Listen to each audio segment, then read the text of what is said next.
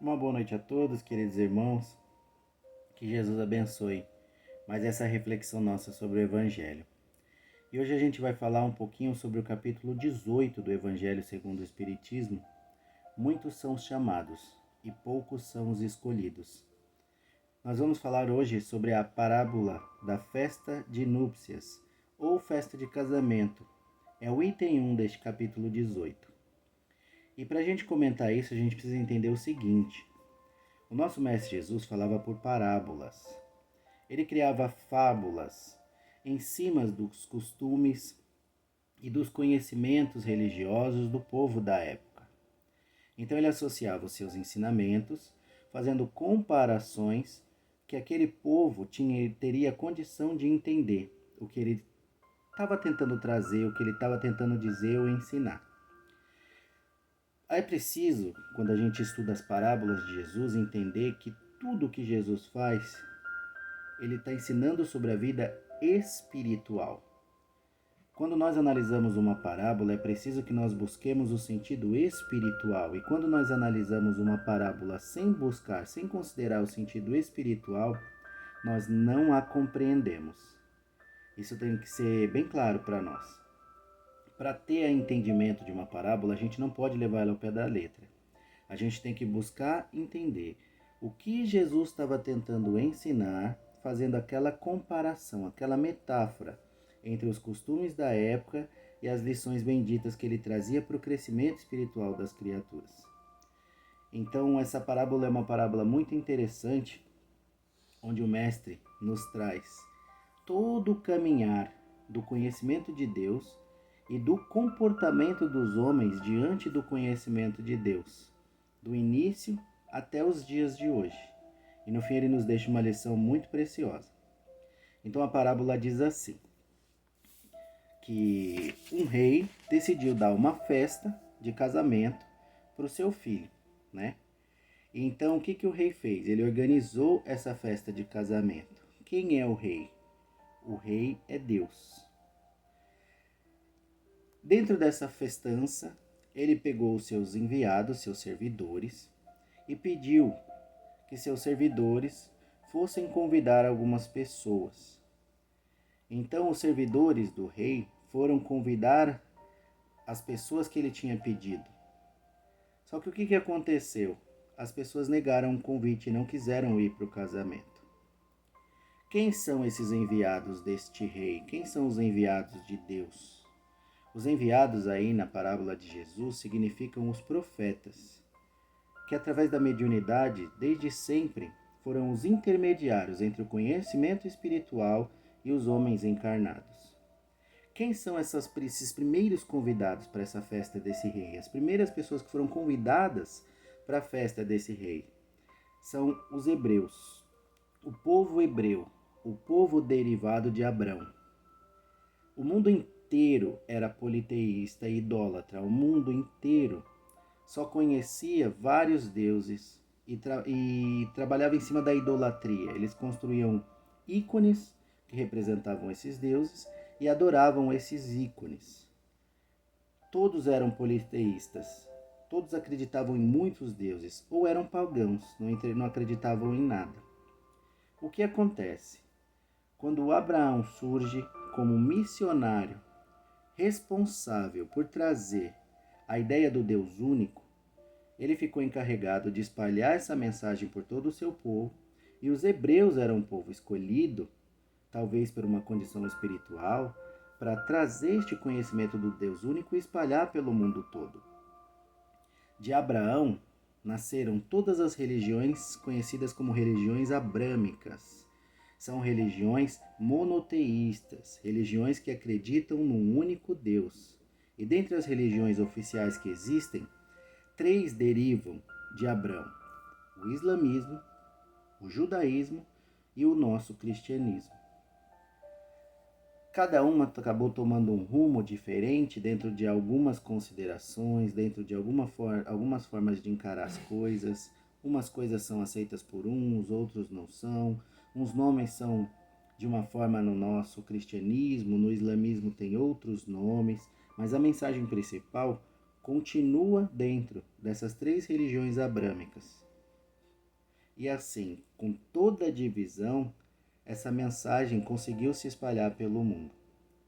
A questão é que quando os hebreus receberam essa função de ser a raça, né, o povo que ia disseminar o conhecimento pelo mundo, eles não aceitaram muito bem, ou não conseguiram, pela sua condição espiritual, cumprir a tarefa que eles se propuseram. Assim como o Espiritismo nasceu na França, foi necessário que o Espiritismo nascesse na França e depois viesse para o Brasil, o povo hebreu estava encarregado de transmitir, de ter essa tarefa evangélica, de transmitir, né, os conhecimentos de Deus para toda a humanidade. Como houve essa dificuldade inicial, na história de Jesus ele conta o seguinte, que o rei recebeu a notícia que os convidados não tinham aceitado o convite. Então ele se volta novamente para os seus servos e fala assim: voltem lá e convidem todos novamente. Diga que eu preparei tudo. Preparei a festa, preparei um banquete enorme, tem muitos alimentos, a festa tá ótima, tá linda, vai ser super feliz e agradável. Eu quero que todos venham para as festividades. O que representa isso? O conhecimento de Deus trouxe para os homens as bênçãos espirituais. A festividade, o banquete, tudo isso representam as inúmeras bênçãos espirituais que é possível receber e alcançar a partir do momento que nós desejamos buscar esse reino de Deus através das leis de Deus. Quando nós buscamos nos alimentar, nos nutrir nesse banquete abençoado, nós somos envoltos numa série de bênçãos. Então a palavra, o conhecimento de Deus é a bênção que traz uma série de bênçãos. Essa é a festa preparada, esse banquete, esse monte de comida disponível que o rei fala para os seus servos que estão esperando aquelas pessoas para a festividade. E aí esses servos vão novamente até os convidados e passam a mensagem do rei. Só que o que acontece? Novamente os convidados recusam, porque eles estavam ocupados com as suas casas de campos e com os seus negócios. O que isso representa? Os homens ocupados com as casas de campo e com os seus negócios são todas as criaturas encarnadas aqui no nosso planeta que se ocupam muito mais das coisas materiais, que dão muito mais importância para as coisas materiais, que são engolidos pelas coisas materiais e preferem o material em vez do espiritual. Todo o conhecimento de Deus faz o homem crescer espiritualmente. E é lógico que quando o homem se desenvolve espiritualmente, ele colhe os frutos deste crescimento espiritual de várias formas, através de várias bênçãos, de várias habilidades emocionais, sentimentais, que ele acaba adquirindo. Então o que acontece? Quando esses homens recusam, somos nós. Quando nós preferimos a vida material e esquecemos, deixamos de lado, abandonamos o interesse pela vida espiritual, o interesse pelo nosso desenvolvimento espiritual. Então o que acontece? Na história, muitos desses homens, foram indiferentes, trataram mal os servos do rei e até os mataram. E nós temos, pela história, o conhecimento que muitos dos profetas, que muitas das pessoas encarregadas de trazer esse conhecimento de Deus para a humanidade até hoje, foram tratadas realmente dessa forma. O interessante é que quando o rei fica sabendo disso, o que é que o rei diz? O rei manda os seus soldados irem até esses criminosos, matarem estes criminosos e incendiarem as suas casas. O que significa, o que representa essa fúria do rei? A gente sabe que Deus não é furioso, que Deus não é vingativo. Mas dentro da história, da imagem forte que Jesus usa nessa fábula, usando o conhecimento que o povo tinha naquela época, o entendimento que eles tinham de Deus, o que Jesus está falando? Está falando das consequências dos nossos atos, bons e maus, que voltam para nós, onde a gente vive aquilo que a gente levou o outro a viver, onde através da dor, onde através do sofrimento, a gente acaba se reencontrando novamente com o cumprimento da lei de Deus, porque a gente se adequa, a gente muda através da dor e do sofrimento. Não precisaria ser assim, a gente poderia simplesmente entrar e participar desse banquete maravilhoso. Mas infelizmente, pela nossa rejeição ao convite, pela nossa teimosia em alguns pontos, pela nossa insistência por aquilo que é material, abandonando o que é o espiritual, a gente acaba cometendo erros, acaba prejudicando pessoas, acaba tendo atitudes infelizes e nos obrigamos com a própria lei de Deus a reencontrar, a nos reencontrar com as nossas ações, a enfrentar as consequências dos nossos atos. Então representa a justiça. O rei aí ele fez justiça na força bruta, a linguagem que os homens da época entendiam.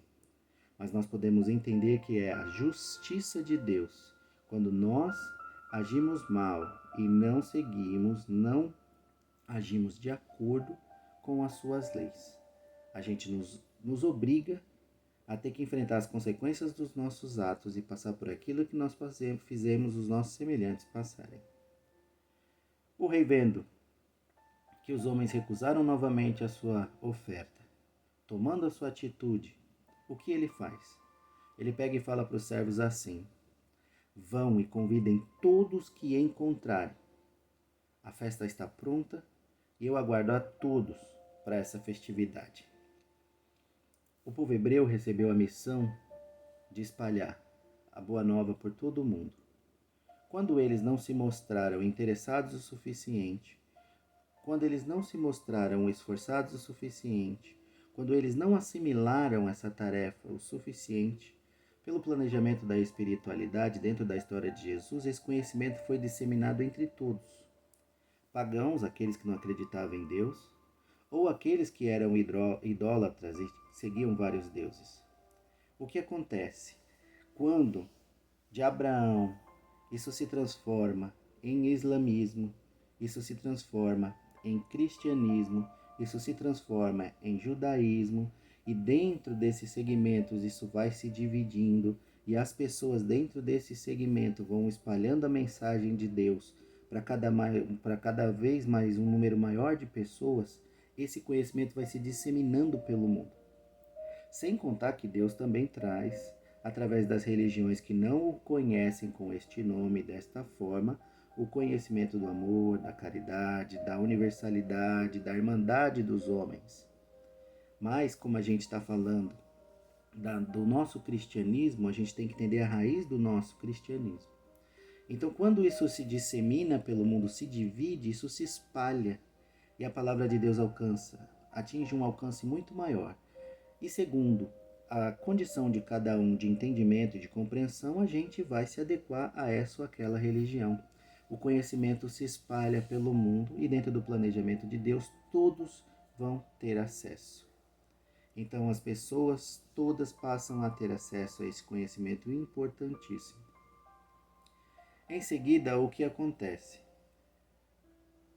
O salão fica lotado, a festa fica cheia, e observando aqueles que estavam à mesa, o rei percebe que sentado na festa do casamento do filho dele tem uma pessoa com uma roupa inapropriada para estar naquele lugar. E o rei se revolta e manda tirar aquele homem dali e puni-lo. O que isso representa dentro da história de Jesus? Nós temos hoje inúmeras religiões. Nós temos o conhecimento de Deus espalhado pelo mundo todo. Nós que nos dizemos que somos cristãos, que fazemos parte do cristianismo, que reconhecemos Jesus como Cristo, como Messias, como Salvador. Nós, falando dos cristãos, não basta apenas você estar dentro de uma igreja, você fazer parte da doutrina espírita, você acreditar em Jesus. É preciso que a gente esteja vestido apropriadamente para fazer parte desse banquete. Não basta só estar dentro da festa. É preciso que a gente esteja vestido apropriadamente. E o que significa estar vestido apropriadamente? A nossa roupa não pode ser qualquer roupa. A gente tem que estar vestido pela paz no coração, de espírito. A gente tem que estar vestido pela caridade, pelo amor ao nosso semelhante. A gente tem que estar vestido com a pureza, a maior pureza possível que for, possível para o nosso espírito alcançar. A gente tem que estar vestido pela resignação, pelo desprendimento, pelo sacrifício. Essa é a roupa que a gente tem que se apresentar nesse banquete. Essa é a roupa apropriada para uma ocasião tão especial. E não a roupagem do orgulho, a roupagem do egoísmo, da inconsequência, da imprevidência, da teimosia. Entendeu a analogia de Jesus? Como Jesus é maravilhoso e sábio. Então nós temos que ter este entendimento, que não adianta simplesmente fazer parte, conhecer com a religião, conhecer o conhecimento de Deus, ter contato com os ensinamentos de Jesus. É preciso praticá-lo, é preciso vivê-lo, é preciso nos esforçar e nos interessar mais por este conhecimento, aplicando ele na nossa vida. É preciso que a gente viva aquilo que a gente conhece. E no final da história ele fala: tira esse homem daqui, porque muitos são chamados e poucos são os escolhidos. Esta é a grande lição de Jesus. O que isso significa? Significa que nós temos a oportunidade de ter essa bênção na nossa mão, esse conhecimento bendito. E a única coisa que a gente precisa é nos esforçar para seguir, para nos enquadrar, para nos ajustar à lei de Deus. Para que a gente receba as bênçãos desse reino do céu, essa condição íntima de felicidade, de alegria, de equilíbrio, de paz, de consciência tranquila, sem ter prejudicado ninguém, só com coisas boas a resgatar, a receber de volta. Então a gente tem a oportunidade de estar vestido apropriadamente nesse banquete. E muitos são chamados, mas poucos se tornam merecedores dessa condição íntima. Poucos são aqueles que buscam, que se esforçam por essa condição íntima.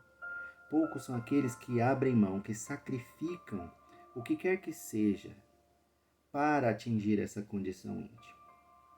Muitos são chamados e poucos são os escolhidos. Com conhecimento espiritual, com conhecimento de Jesus, a cada um será dado segundo as suas obras. A gente entende que muitos são os chamados e poucos se tornam os escolhidos. Poucos se fazem os escolhidos. Esta é a grande lição de Jesus. O conhecimento de Deus está à disposição da humanidade desde sempre. As pessoas encarregadas por um planejamento espiritual de trazer isso, de espalhar isso, acabaram se perdendo pelo caminho. Tomou um novo rumo e continuou se espalhando porque o planejamento espiritual era para atingir todas as pessoas. As pessoas continuaram tendo contato com isso, estão dentro da religião e ainda não conseguem, ainda não tiveram entendimento concreto, completo, ainda não têm a força para conseguir viver os ensinamentos de Jesus, ainda não estão vestidos apropriadamente dentro dessa festa. Então ele diz: se tornem os escolhidos, a oportunidade está na mão de vocês e cabe a vocês se fazerem escolhidos dentro deste banquete. Que Jesus abençoe as nossas reflexões. Que assim seja.